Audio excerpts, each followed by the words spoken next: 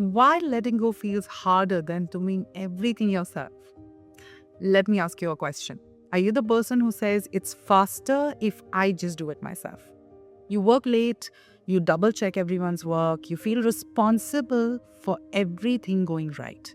And yet, you're exhausted. This isn't just a workload issue.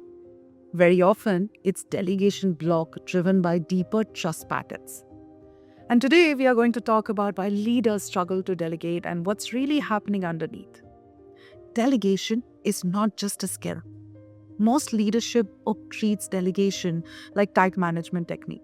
But in reality, delegation is an emotional process. When you delegate, you are doing three things simultaneously: releasing control, accepting uncertainty, trusting someone else's competence. And for many leaders, that feels uncomfortable. Because somewhere along the way, they've learned a powerful belief: if I don't manage everything personally, things will fall apart. And this belief comes from early childhood experiences. Experiences where reliability and responsibility became tied to self-worth. The result? You become the person everyone depends on. But the same quality that made you successful can also trap you in an over-functioning leadership. Delegation isn't about giving work away. It's about releasing the illusion of control. So, many leaders say they struggle to delegate because their team isn't capable. Sometimes that's true, but often the real issue is deeper: trust fatigue. If you have experienced poor accountability in teams, broken promises, having to clean up other people's mistakes, then somewhere your nervous system begins to associate delegation with risk. So you stay hyper involved. You review every detail. You anticipate problems before they even happen. And over time, your brain learns a pattern. The only way to ensure quality is to stay in control. Now, the problem is this creates two unintended consequences. Your team stops taking ownership and you slowly become the bottleneck. Now, when leaders don't trust their teams stop trusting their own capability. And how many of you have experienced that?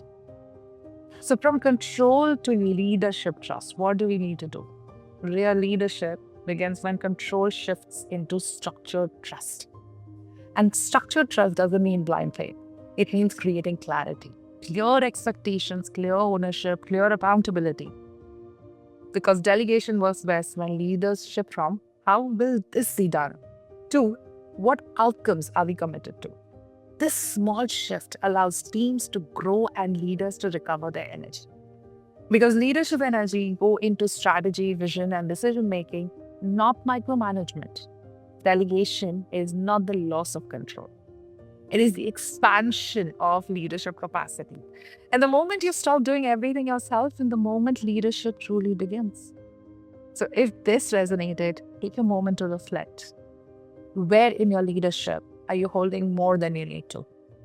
Delegation is not about doing less work.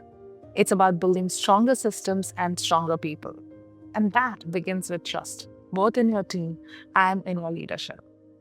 So if you found this useful, like, subscribe, and share with a leader who needs to hear this.